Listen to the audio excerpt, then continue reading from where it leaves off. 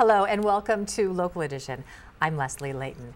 In order to balance the current state budget, Governor Jerry Brown shifted some money that normally goes to local agencies to state coffers. And here now to tell us how that is affecting some of his areas, some of the cities in his district, is Jeff Miller, Assemblyman in the 71st District. Thank you very much for being here. Thank you for having me. Now you represent Riverside County, and 4 of the cities there were particularly hard hit by the shift of vehicle licensing fees to the state coffers. Tell us more about that and why they were affected. Well, in the governor's attempt to balance the budget, which again was not done, they stole essentially vehicle license fees from the fund to shift away from 4 local cities in Riverside County, the cities of Hooper Valley, City of Eastvale, Menifee, and Wildomar, to the tune of about $14 million.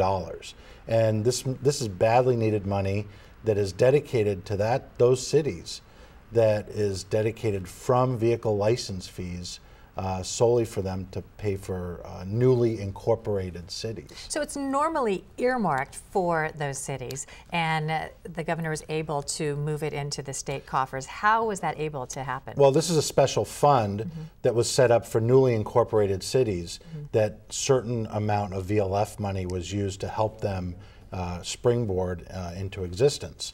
And so that money was stolen as part of the governor's attempt to balance the budget. And so it hit their general funds. For Eastvale, for example, has a $10 million general fund.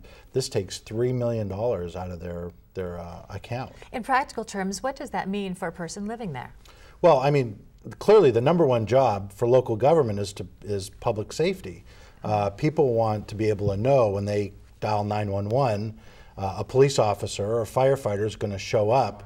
And so this badly cuts into their ability to provide public safety services for their residents. Any chance in getting the money back? Well, we attempted in the last budget session. We amended an existing bill. Unfortunately, the majority party did not let that bill out. And so my goal is to keep fighting for these 4 cities and get back to Sacramento. I'd go back tomorrow and make sure we could try and get their money back. It's not the state's money, it's the city's money, and the state needs to redirect it back to them. It seems more and more we're seeing revenues shifted from local agencies to the state. Unfortunately, you're correct, but unfortunately, the voters over and over and over again, and this is why the voters have a right to be so angry, that they have passed Proposition 1A in the early 2000s. Just last year, they passed Proposition 22 that said, keep your hands off local government revenues. Keep your hands off our public safety money. Keep your hands off our transportation money. You know, stop using local government as an ATM and balance your own budget.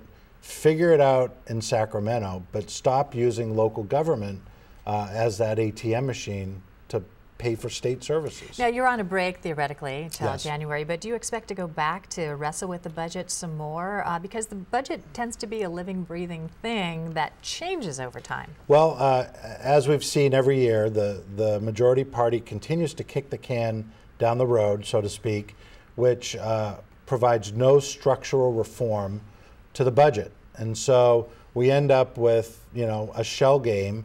And so I'm hoping we get back to Sacramento right away to start solving the budget problems. Okay. Assemblyman Jeff Miller, thank you very much for being here. Thank you. Thank you for tuning in. And stay with us. More HLN coming up right after this.